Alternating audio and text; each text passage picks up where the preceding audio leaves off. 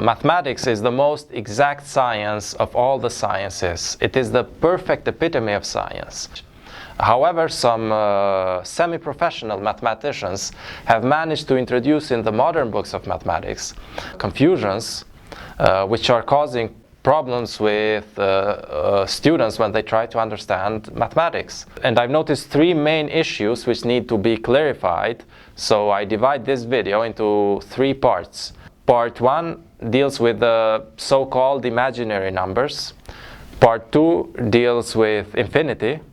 And part 3 deals with the fundamental axiom of mathematics. By the way, especially because of the fundamental axiom of mathematics, which I introduced in the third part of this video, I feel privileged to deliver the most important lecture in the history of mathematics.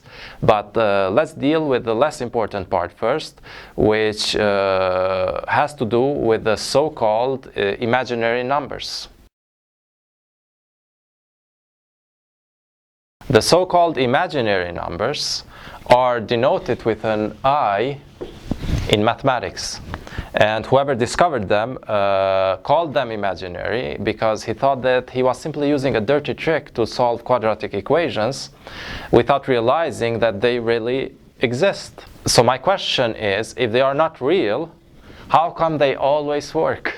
As a matter of fact, let me show you why the so-called imaginary numbers are just as real as the real numbers. This I is found all over the equations of quantum mechanics, which is the basis of modern physics, like the Schrödinger equation, which has an I in it.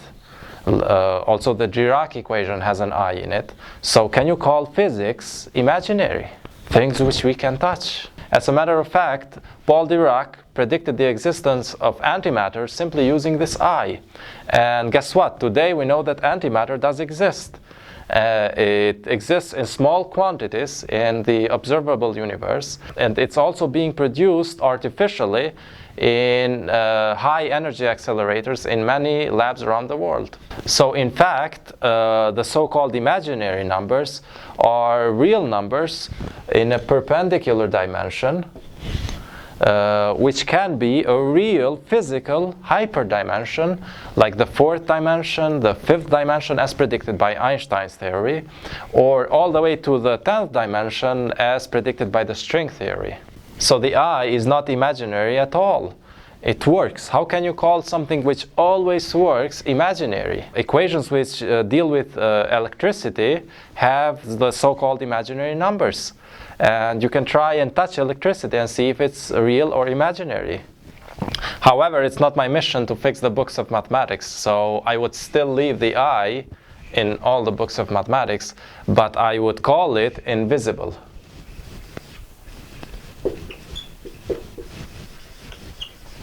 Because the so-called imaginary numbers are real numbers, but they are invisible numbers which exist in a perpendicular direction.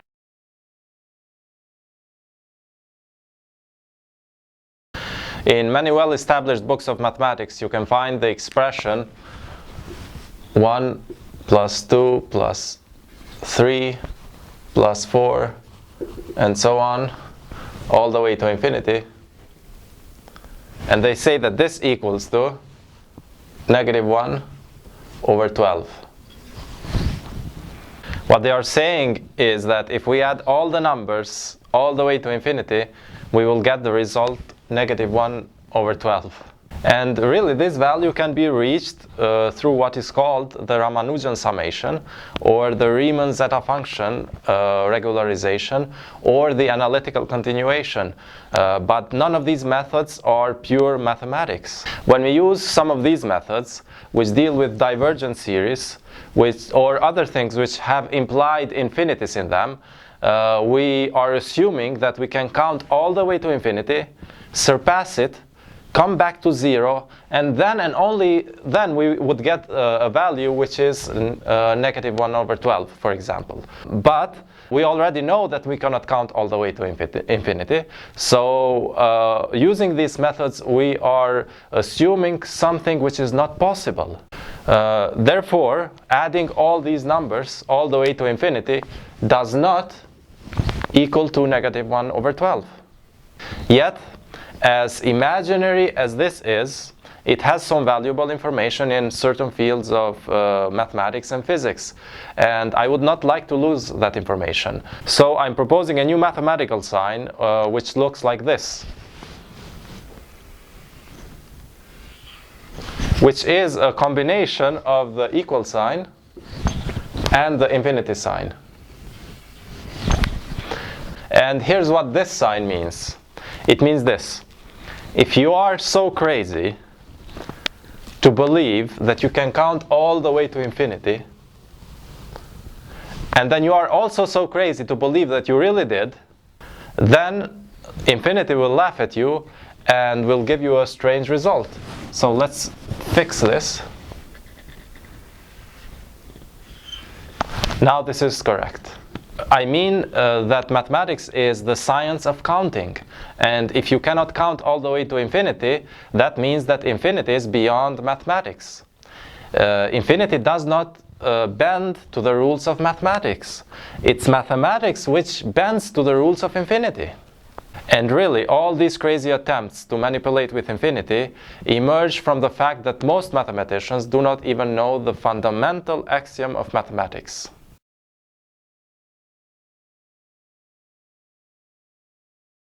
Now, let me introduce you to the fundamental axiom of mathematics. I call it the axiom of exclusive identity.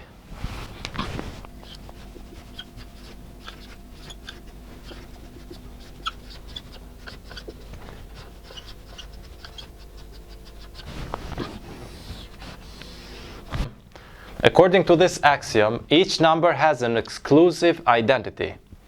2 is exclusively 2. 3 is exclusively 3. There's no other 3 except for 3. There's no other 4 except for 4. There's no other 5 except for 5. There's no other 6 except for 6. There's no other 5,000 except for 5,000. I mean, I can write 3 here, but this 3 and this 3 are the same 3. It's not two different 3s. 3 is the same in the other side of the world. It's the same outside of this universe. At another time, in another place, it doesn't matter. It's the same 3. That's why when we add 3 to 4, it always gives us 7, because it's the same 3 and the same 4. There are no two different 3s. 3 is exclusively 3. It's not 4, it's not 5, it's not another 3, it's the same 3.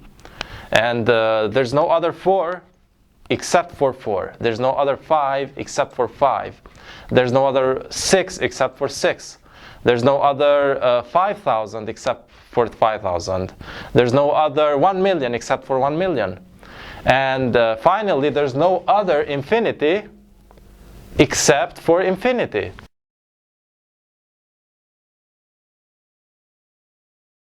So, using the axiom of exclusive identity, we reached the conclusion that there is no other infinity except for infinity. And let me tell you why this is important. It's important because now, when we face this problem, it's going to be very easy to understand. Let me show you how. Let's say we try to add the finite series 1 plus 2 plus 3 plus 4. And this equals to 4 plus 1 times 4 divided by 2. So basically we take this last number, add 1, times it by itself, and divide by 2, and then we get 10. Let's try it with a bigger number. 1 plus 2 plus 3 plus 4. Let's go all the way to 100. Now this will be equal to 100 plus 1 times 100 divided by 2, which equals to 5,050. And this works for every number. Let's try it with infinity.